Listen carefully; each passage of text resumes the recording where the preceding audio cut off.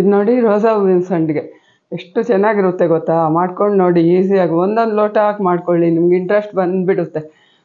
ಒಂದು ಲೋಟ ಅಕ್ಕಿ ಇಟ್ಟು ಒಂದು ಬೌಲ್ಗೆ ಈಸಿ ಮೆಥಡಲ್ಲಿ ತೋರಿಸ್ತೀನಿ, ನೋಡ್ಕೊಳ್ಳಿ. ಒಂದು ಲೋಟ ಗೋಪುರವಾಗಿ ಹಾಕ್ಕೋಬೇಕು ಮೇಲ್ವರೆಗೂ. ಅದೇ ಲೋಟದಲ್ಲಿ 5 ಲೋಟ ನೀರು ಹಾಕ್ಕೊಳ್ಳಿ. 4 ಲೋಟ ನೀರು ಹಾಕಿ ಕಲಸಿಬಿಡಿ ಚೆನ್ನಾಗಿ. ಆಮೇಲೆ 1 ಲೋಟ ಮೇಲೆ ಹಾಕ್ಬಿಡಿ. ನಾನು ಈ ಬಿಸಿಲಲ್ಲಿ ಎಷ್ಟು ಕಷ್ಟಪಟ್ಟು ಮಾಡ್ತಾಯಿದ್ದೀನೋ, ನೀವು ತುಂಬ ಚೆನ್ನಾಗಿರುತ್ತೆ. ಇದೂ ಅಷ್ಟೇ. ನಿಮಗೆ ಎಲ್ಲ ಇಷ್ಟ ಆಯಿತು ಅಂದರೆ ಒಬ್ಬರು ಮಿಸ್ ಮಾಡ್ದಿರ ಶೇರ್ ಮಾಡಿಬಿಡಿ. ಶೇರ್ ಮಾಡೋದ್ರಿಂದ ಎಲ್ಲ ಜನಕ್ಕೆ ಸೇರುತ್ತೆ. ನಾವು ಮಾಡಿದ್ದಕ್ಕೂ ನನಗೂ ಯೂಸ್ ಆಗುತ್ತೆ, ಸಾರ್ಥಕ ಆಗುತ್ತೆ. ಒಬ್ಬರು ಮಿಸ್ ಮಾಡಬೇಡಿ. ನೋಡೋಣ, ಎಲ್ಲರೂ ಶೇರ್ ಮಾಡಬೇಕು. 5 ಲೋಟ ನೀರು ಹಾಕ್ಬಿಟ್ಟೆ ನೋಡಿ. ಇವಾಗ ಸ್ಟವ್ ಅಂಟಿಸ್ಬಿಟ್ಟು ಮುದ್ದೆ ಕೋಲು ಇರುತ್ತಲ್ಲ, ಅದು ಇಲ್ಲ, ಆ ಕೋಲು ಇಲ್ಲ ಅಂದರೆ ಯಾವುದೋ ಒಂದು ದೊಡ್ಡದು ಸೌಟೋ ಚಮಚನೋ ಏನೋ ಎತ್ಕೊಂಡು ಈ ಥರ ತಿರುಗ್ತಾನೇ ಇರಬೇಕು. 1 ನಿಮಿಷನೂ ಬಿಡಬಾರ್ದು. 5 ನಿಮಿಷ ಅಷ್ಟೇ ಬಿಡಿ. 5 ನಿಮಿಷ ತಿರುಗೋಕ್ಕಾಗಲ್ವಾ, ತಿರುಗ್ತಾ ಇರಿ. ಕೆಲವ್ರು ಏನು ಮಾಡ್ತಾರೆ ಅಂದರೆ ನೀರು ಕುದಿಯೋವಾಗ ಸೈಡಲ್ಲಿ ಕಲಿಸ್ಬಿಟ್ಟು ಹಾಕಿ ತಿರುಗ್ತಾ ಇರ್ತಾರೆ. ಅದು ಸ್ವಲ್ಪ ಉಂಡೆ ಉಂಡೆ ಕಟ್ಕೊಂಡ್ಬಿಟ್ಟಂಗೆ ಆಗುತ್ತೆ. ನಾನಿದು ತುಂಬ ಈಸಿ ತೋರಿಸಿದ್ದೀನಿ ನಿಮಗೆ. ಫಸ್ಟೇ ಇಟ್ಟು ಕಲಸಿ ಸ್ಟವ್ ಮೇಲೆ ಇಟ್ಕೊಂಬಿಡಿ, ಅದು ತುಂಬ ಈಸಿ ಆಗುತ್ತೆ. ನೋಡಿ, 5 ನಿಮಿಷ ಕರೆಕ್ಟಾಗಿ ನೋಡ್ಕೊಳ್ಳಿ, ನಿಮ್ಗೆ ಗೊತ್ತಾಗುತ್ತೆ. ಈ ಅದಕ್ಕೆ ಬಂದಾಗ ಆಫ್ ಮಾಡಿಬಿಡಿ. ಈ ಥರ ಕೂತಾ ಅಂತ ಬೇಯುತ್ತೆ, ಮೇಲಕ್ಕೆ ಬುಡ್ಡೆ ಥರ ಬಂದು ಹಿಂಗೆ ಕೂತ್ಕೊಳ್ಳುತ್ತೆ. ಆವಾಗ ಆಗಿದೆ ಅಂತ ಲೆಕ್ಕ.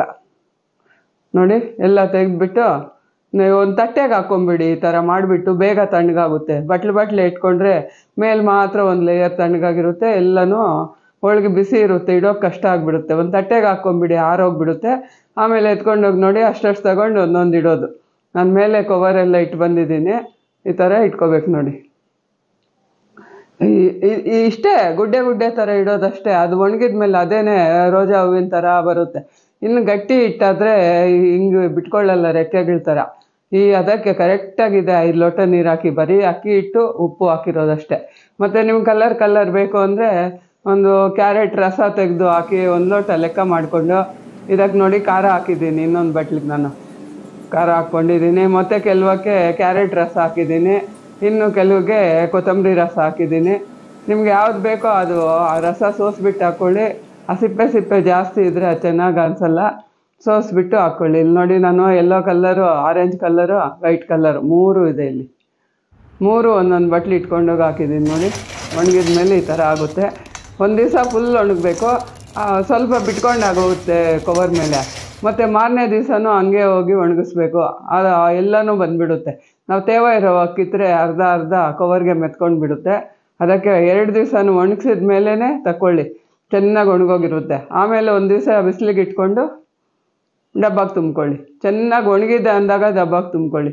ನೋಡಿ, ಎಣ್ಣೆಗೆ ಹಾಕಿದರೆ ಒಳ್ಳೆ ರೋಜಾ ಹೂವನೇ ಇದು. ಎಷ್ಟು ಚೆನ್ನಾಗಿ ಬರುತ್ತೆ. ಒಂದೇ ಒಂದು ಹಾಕಿ ತೋರಿಸ್ತಾ ಇದ್ದೀನಿ ನೋಡಿ. ಅಷ್ಟು ಸಣ್ಣದಿತ್ತಲ್ವಾ, ಎಷ್ಟು ದೊಡ್ಡದಾಗುತ್ತೆ ನೋಡಿ. ಇವಾಗ ಹಿಂಗೆಲ್ಲ ಬಿಟ್ಕೊಂಡಿರುತ್ತೆ ಪೆಟಲ್ಸ್. ನೋಡಿ, ಈ ಥರ ಎಷ್ಟು ಬೇಕೋ ಅಷ್ಟು ಕರೆದು ಡಬ್ಬಾಗೆ ಹಾಕಿ ಇಟ್ಕೋಬೋದು. ಯಾವ ದಿನ ಈ ಬೇಸಿಗೆಯಲ್ಲಿ ದಿನ ತಿನ್ನೋಕ್ಕಾಗಲ್ಲ, ಬೇಕಾದಾಗ ತೆಗೆದು ನಂಚ್ಕೊಂಡು ತಿನ್ಕೋಬೋದು. ಪಪ್ಪು ಸಾರುಗಳಿಗೆಲ್ಲ ಇಷ್ಟ ಆಯಿತಾ? Like, share, subscribe and follow.